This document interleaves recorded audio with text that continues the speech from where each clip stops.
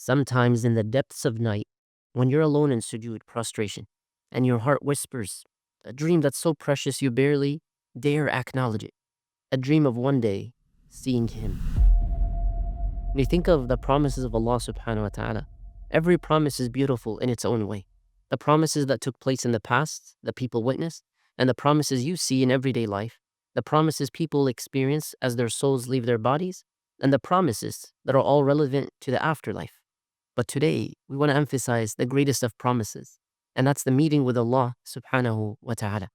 Allah subhanahu wa ta'ala tells us, وَجُوهٌ يَوْمَئِذٍ نَاظِرَةٌ إِلَىٰ رَبِّهَا نَاظِرَةٌ. On that day, faces will be radiant. On that day, faces will be looking at their Lord. Let these words sink in for a moment. Looking at their Lord. The journey to that moment requires you to pass through death with faith, and of course to be rising from your grave with hope, knowing you'll be safe, crossing as-sirat over hellfire with success, and entering paradise with joy, all by Allah's mercy. But all of that, all of it is just preparation for something even greater, because there's the valley of more. Think of paradise and all the rewards you know about paradise, all the tangible things and all the intangibles as well, like meeting your loved ones, meeting the Prophet sallallahu alaihi wasallam. You know about the palaces, you know about how many acres of land people will have, Allahu a'lam, how far the eyes will look to see where this land begins and ends. It's so spacious, it's so remarkable, it's so amazing. But there's even something greater than the tangible reward of Jannah. Something extraordinary happens every Friday in paradise from the days of Jannah. Allah subhanahu wa ta'ala calls for the people of Jannah to meet with Him. Allah subhanahu wa ta'ala calls for the people of Jannah, Ya Ahl al-Jannah, to meet with Him. And when He asks them what they want, and they say, Allah has given us enough, the people of Jannah ask for His pleasure. The people of Jannah respond, Oh Allah, we just want you to be pleased with us. Think about that choice. They're not asking for more palaces or more delights or treasures. They have everything physically and tangibly they could want. Oh Allah, we just want you to be pleased with us. The Prophet ﷺ one time was shown something like a white mirror with a black spot on it. And this is the spot he's saying, the analogy, it's like Friday, Yawm al-Mazid, the day of more. More than what? It's more. More than the rivers of milk and honey, palaces of gold and light and silver. It's more than the eternal youth and the joy and the fact that there's no stress in Jannah. Yawm al-Mazid, the day of more, is the day in which the people of Jannah see Allah subhanahu wa ta'ala. So after entering paradise and receiving every blessing, the question is, what is more? And eventually the people of Jannah say, Oh Allah, allow us to see you.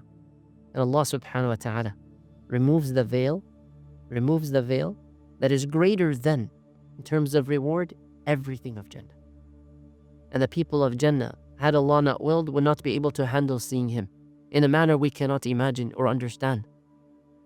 Every action you take today and every prayer is to your preparation to meet Allah. Every kindness you have, every struggle, it's preparation to see Allah. Every patience is either bringing you closer to or further from the moment of meeting Allah subhanahu wa ta'ala.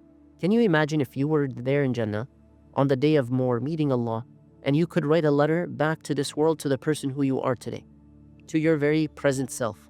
What would you say? Would you say, remember that day you struggled for Fajr, the morning prayer? Remember that day you gave in charity, but it wasn't so easy?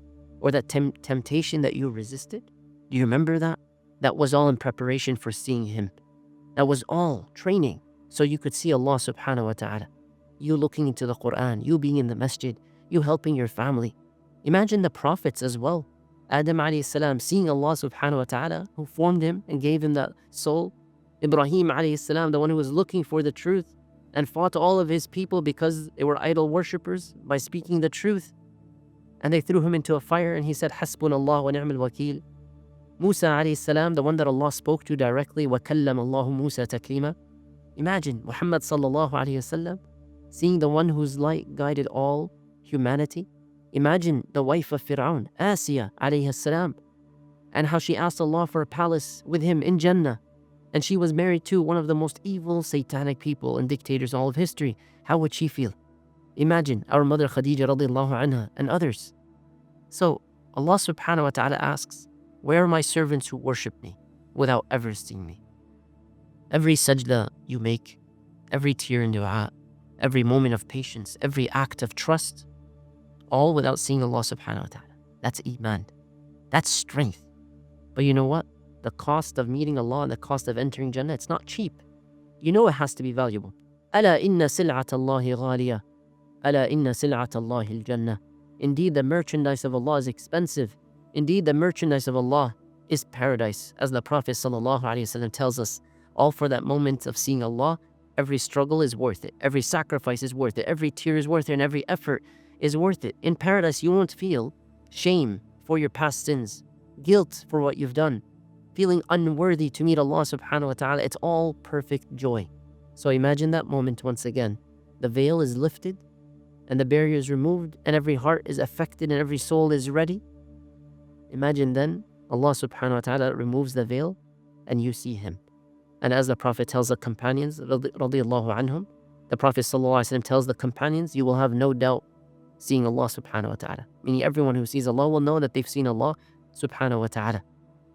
So that heart in this world that yearns in tahajjud prayer, and that eye that cried in dua, that soul that struggled in worship, the spirit that trusted without seeing, that believer that was occupied, killed, oppressed, tortured, and abused, under genocide, under bombs and conflict and war and injustice, knowing that they're holding on because they're going to meet Allah subhanahu wa ta'ala.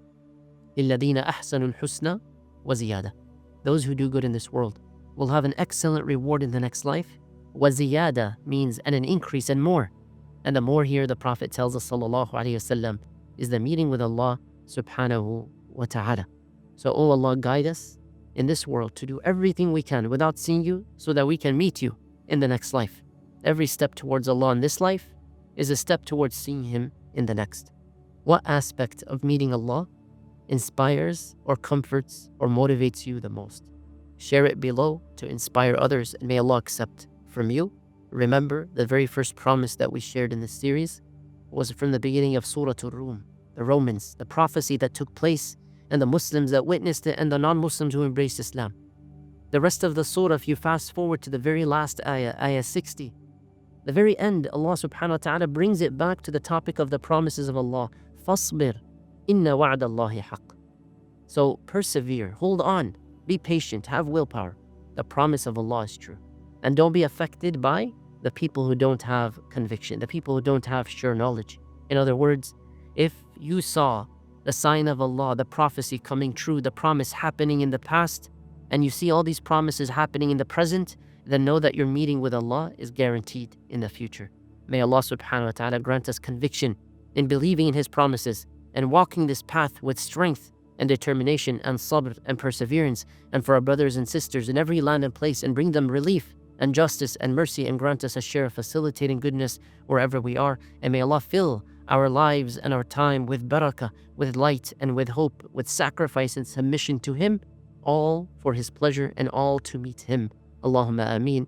Wa salli Allahumma ala nabiyyina Muhammad wa ala alihi wa sahbihi ajma'in. Wassalamu alaikum wa rahmatullahi wa barakatuh.